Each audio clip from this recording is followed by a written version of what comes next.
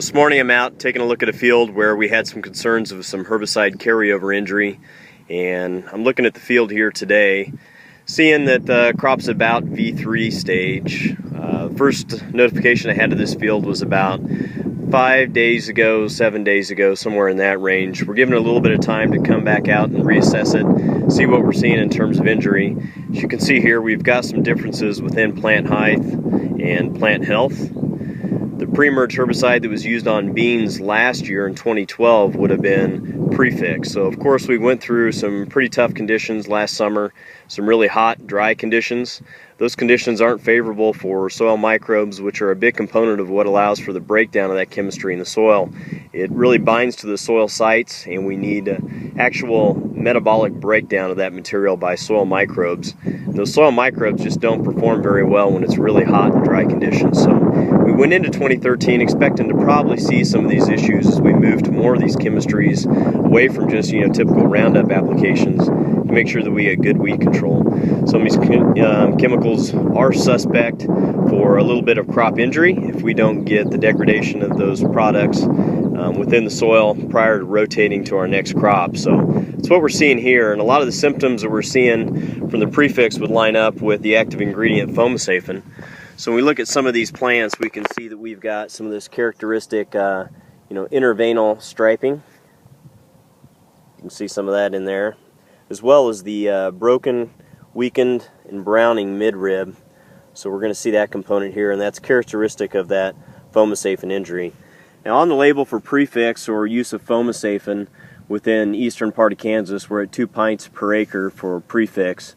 So in terms of active ingredient, we really need to watch how much Fomesafen we're putting down during the course of the year, and under what we would consider normal growing conditions or a normal growing season, we should have enough water, hopefully enough moisture and not ridiculous heat to allow for the soil microbes to start breaking down some of that chemistry while it's still providing us protection against different weeds that are out there.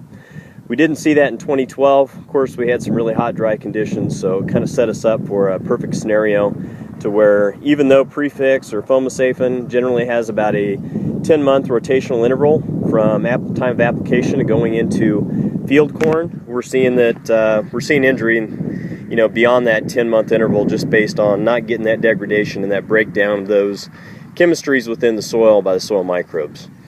Looks like most of this field has kind of bounced back out of it. We've got the residual effects even on these plants that are still going and growing. I mean, they're looking pretty good, but you can see where we had that weakened browned midrib, but a lot of this tissue that's coming out of the top now is still looking pretty good and looking pretty healthy.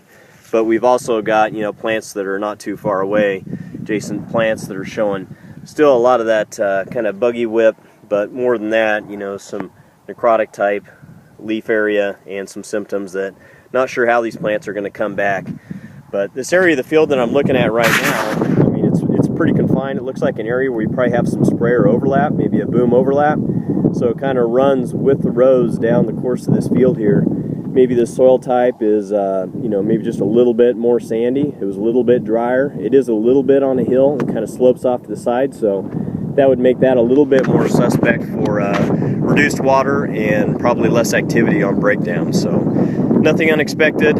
Usually we'll see the crop come out of this after about 7 to 10 days, look pretty well and not really have a huge impact on yield. Probably not even a noticeable impact on yield. So that's what we're kind of hoping for the majority of this field.